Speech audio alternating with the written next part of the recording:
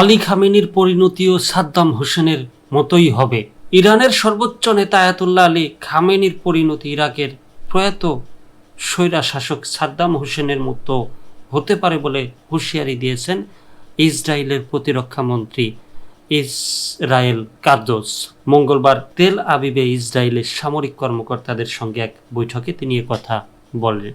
Israel কাদস বলেন, আমি ইরানের একনায়ককে যুদ্ধ অপরাধ এবং ইসরায়েলি নাগরিকদের উপর ক্ষেপণাস্ত্র নিক্ষেপ অব্যাহত রাখার জন্য সতর্ক করছি।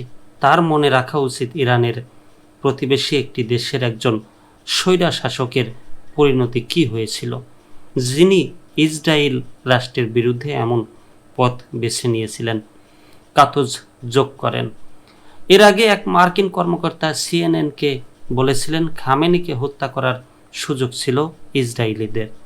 তবে মার্কিন প্রেসিডেন্ট ডোনাল্ড ট্রাম্প এই পরিকল্পনার বিরোধিতা করেন। উল্লেখ্য, 1979 সালে 2003 সালে ক্ষমতাচ্যুত হওয়ার আগ পর্যন্ত ইরাকের প্রেসিডেন্ট ছিলেন সাদ্দাম হোসেন।